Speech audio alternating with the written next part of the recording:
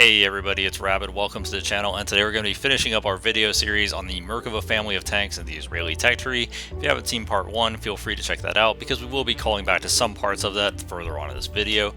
So without further ado, let's get started. And one thing I do want to go over before we start going into the vehicles themselves is actually the crew and the crew skills. Because while this is relevant to the last few tanks, it is especially relevant to the tanks we're going to cover in this video. So the Merkava series actually benefits from having good crew skills pretty significantly, more so than a lot of other tanks. The additional survivability, the compartmentalization, the segmentation of the way the tank is laid out results in a lot of scenarios where you get individual crewmen injured or individual systems knocked out, but you aren't necessarily destroyed. On top of that, the reloads on a lot of the tanks aren't the best, and their mobility, while it's not abysmal, could definitely stand to use some work. So these tanks heavily benefit from basically everything that crew skills have to offer. And this is why I would definitely put forth that if you have the silver to do so, experting some of these crews is not a bad idea. And what you do in experting is once you get your crew up to a certain level, you can spend some silver and then they're experted and they get +3 to basically all of their crew skills. You also have the potential for acing. However, acing requires either golden eagles or a frankly ridiculous number of games, so I imagine that's going to be outside the reach of most players. The reason why we're specifically bringing it up now, because we're going into the Merkavas with the 120mm guns, and these do tend to be slow on the reload compared to basically all of the contemporary tanks, so these are the specific vehicles that I think will benefit the most from it. However, if you are grinding a lot of the tech tree in the Merkava 2D, that's also a pretty good investment, so just keep that in mind. The big thing is that because all of these vehicles are pretty high tier, the average cost to expert the crews is going to be anywhere between 800,000 and 1 million silver, so it's not necessarily going to be for everybody, but if you do have the silver lying around and you don't mind dumping it, I do think it is a pretty good idea. And to start us off with our first actual vehicles, here we have the Merkava 3B. Now, the Merkava 3B improves the armor layout of the previous Merkavas, it also improves the engine, and this is our first time experiencing the brand new 120mm gun. Now, the 120mm gun is interesting because we add some completely new utility shells, and we also add a brand new APFSDS round into the mix. Now, the overall mobility of the Merkava 3B compared to something like the 2B is pretty similar to the point where you're not going to notice huge differences. However, the 3B does play at a noticeably higher battle rating. And this is kind of a problem because a lot of the vehicles at this battle rating are noticeably faster than you. However, you do at least have a pretty good reverse gear, so it is pretty responsive. It's just not very fast, but the mobility isn't completely abysmal. It's still very workable. In terms of protection, it does get beefed up, especially around the turret and parts of the hull, to the point where it can be at least semi-consistent in max down tiers, although it will never get to the point of truly offering meaningful protection. It does provide a lot more opportunities to bounce than the previous 2s did, outside of maybe the 2D. The gun is really the most interesting part though. You start off with a Heat FS round, it pins about 400mm, it's really not anything to write home about. And a lot of tanks this battle rating have fairly good chemical protection, especially the Russian tanks that have explosive reactive armor everywhere, so it can be a little annoying to start off with this heat round, especially because your APFSDS round you don't get access to until rank 3, so that's kind of tedious. You also get access to a very new round that we haven't seen in this tech tree at all, and this is a timed high explosive round. So essentially what you do is you range find a target, it will set the distance, and then when you fire it, it will explode at that distance. And this sounds a lot more useful than it really is. In practice, there are very few vehicles at this battle rating that are open topped or even lightly armored enough that you can actually kill them with a timed high explosive shell. You can kind of use it on helicopters, but most helicopters at this battle rating have a laser warning system, so they're going to know as soon as you laze them and they're probably going to move. And this does mean that it has very few applications. I've started taking one around just in case I see the chance to use it, but I just never see a chance to use it in an actual game.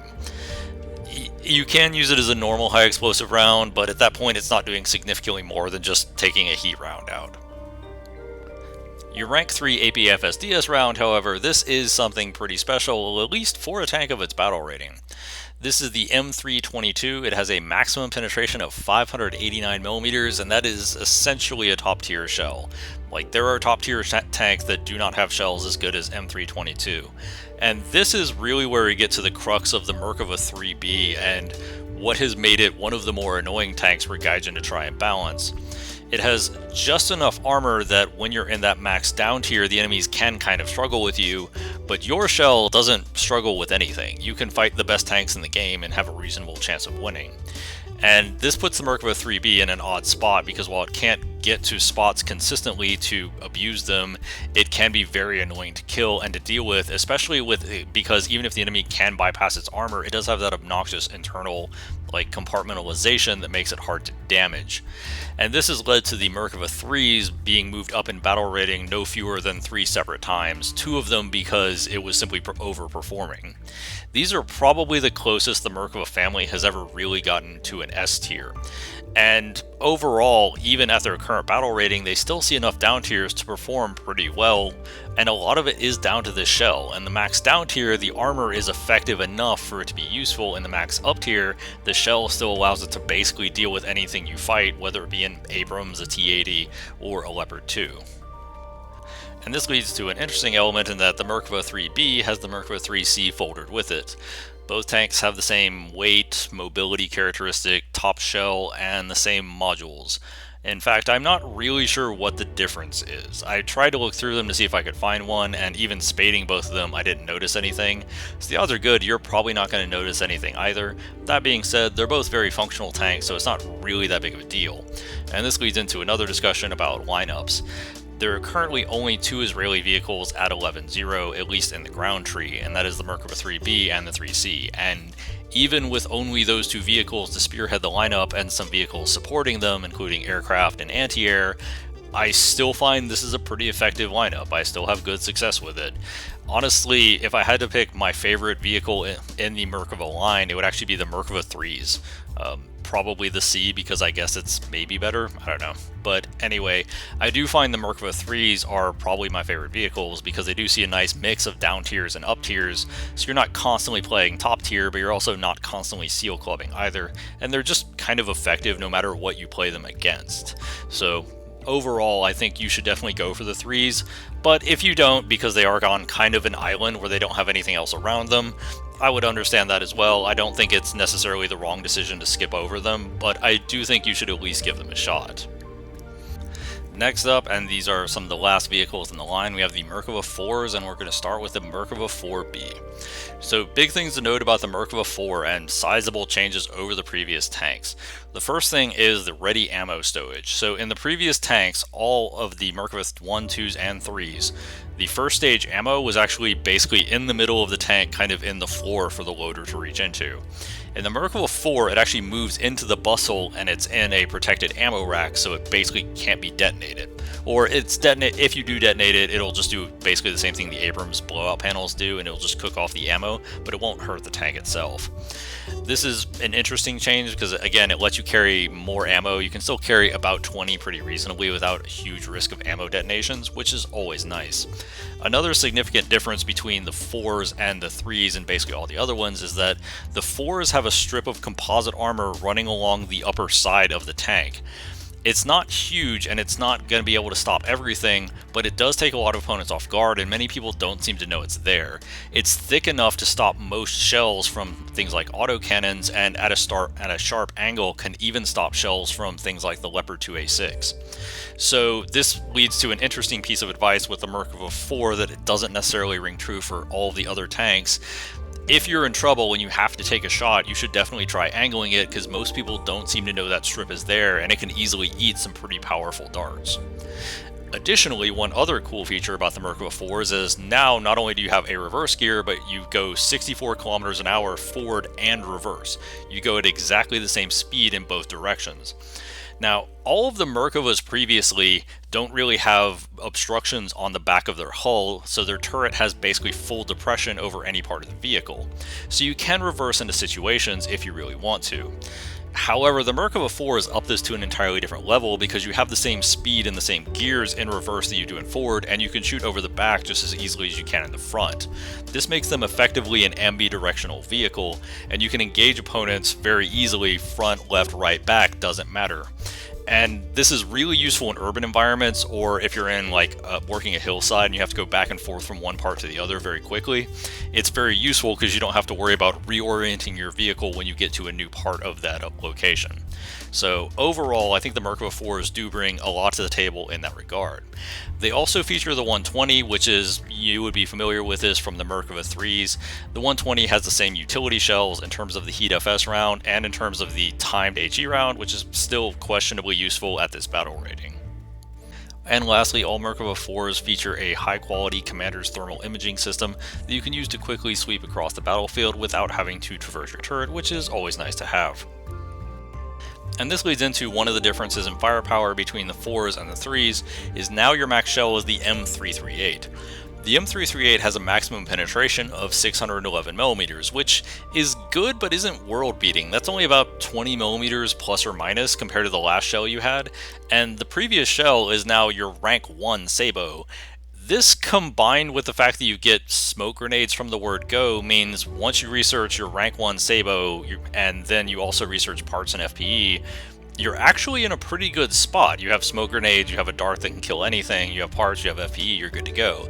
This makes the Merkava 4s very easy vehicles to at least start getting spaded and get fully upgraded, because you don't have to worry about critical upgrades that are just super high up in the tree and that take forever to get to. Now moving on to the next vehicle, we have the Merkava 4 LIC, and there's only really one difference between the Merkava 4B and the 4 LIC. The 4 LIC has an upgrade for mine protection, and as we discussed with the Merkava 2D, it's not really that useful. You're better off just leaving it off. But if you do leave it off, then this is basically just a Merkava 2B, so it's not the biggest upgrade in the world, and this means that you can effectively just skip over the LIC if you're only looking to run 2 main battle tanks in your top tier Israeli lineup, because it doesn't really add anything over the 2B, but you could definitely just run it and run 3 main battle tanks. The Israeli tech tree is just laden with main battle tanks right now, and I imagine most people running it are running 3 MBTs, so you could run the 2B, the 4B, the 4 LIC, and the 4M, and be perfectly fine, but you could also just skip the 4 LIC. It's not really that important for your lineup. And all of this leads us to the last vehicle, the current end of the line for the Israeli tech tree, the Merkava 4M. The Merkava 4M is basically identical to the Merkava 4B and LIC, except that it adds the trophy system. Now, the trophy system you don't have to research, you get it from the word go, and it's a hard kill system that intercepts incoming projectiles. Now, if you haven't used them before, because there's only one vehicle currently in the game with the trophy on it, and that is the Merkava 4, let's go into how it works real quick.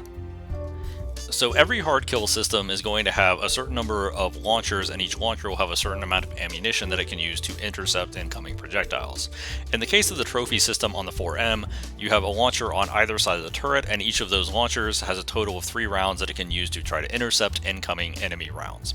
The types of rounds it can intercept are generally high explosive rounds like missiles and stuff like that, and for the forces for this trophy system specifically, it's limited to about 1,000 meters per second, which is still enough to take most missiles in the game. The only missile that I've had it not be able to intercept, at least with any degree of consistency, has been the ADATs, because that is one of the fastest missiles in the game. But most of the missiles it is pretty consistent with. Now, one of the things to remember is that not every missile can be intercepted. You have big missiles like the Mavericks or the KH-25s that if somebody fires that at you, you're probably just done. But things like Vikirs, Hellfires, Hornets, these are all missiles that are well within range of what the system can reliably intercept. Now, when the system does intercept, you'll actually see the little green circle temporarily go gray in parts. That means you're no longer covered in that area while that particular launcher is resetting. However, the launchers on the trophy do reset pretty quickly, so this usually isn't a consideration. It's also important to note, if you're facing the enemy directly, the launchers overlap in the front and the back. So if the enemy is shooting you directly in the front, even if one launcher is down, the other launcher will just take over. So it's only really important if the enemy is trying to overwhelm you from one specific side. It is possible to reload the launchers on capture points. However, I wouldn't generally recommend this as it takes forever, so unless you just have a bunch of time in which you're willing to sit around doing nothing, which most people don't in these games, then it's probably not that great of an idea. Now, one thing that's important to remember is just because the launcher intercepts the missile doesn't mean you'll take no damage for it. It was actually fairly common to damage the engine when intercepting missiles, and of course external things like machine guns get damaged as well, but it does stop you from outright dying, and it does generally stop major internal damage or crew damage, so it's usually an acceptable sacrifice. As far as my overall thoughts on the Merkava 4s and the 4M specifically, these are probably some of my favorite top tier tanks. Like I've said that before, but it's worth reiterating that a lot of top tier tanks can play very similarly. Like they basically play identical to one another. You don't see a lot of variances in play style, and the Merkava 4 changes this up by being both ambidirectional and specifically the 4M having access to the trophy. It allows you to survive things or get out of situations that other tanks can't, even though they do have some limitations, like for example the reload and the fact that none of their armor is truly consistent against the top shells. But I mean, you don't really need your armor to be consistent against the top shells because at top tier everything is so lethal that if somebody has time to aim, they're probably just going to take you out anyway. So at the end of the day, the best you can really hope for at top tier is to simply catch poorly aimed shells, which all of the Merkava 4s are pretty good at. And I didn't really find the mobility, even though it is slower and feels a little more sluggish than the other tanks, I didn't really find it was inhibiting them in any way, whereas on the 3s it was kind of a problem in certain situations. So overall, I do think the 4s are a worthy kind of crown jewel for the Israeli tech tree right now. They're all very solid vehicles. They could definitely use some better support in terms of anti-air and light tanks, but they do have some pretty decent CAS options in terms of the Apaches and the Barak too, so they at least have a decent lineup to work with for the time being. And that concludes our look at the Merkava family of tanks and the Israeli tech tree. Hope you enjoyed it, hope you had fun, hope you learned something about the Merkavas. If you did, please leave a like and subscribe, that's always appreciated, and feel free to comment down below which one is your favorite. Until next time, have a great day everybody.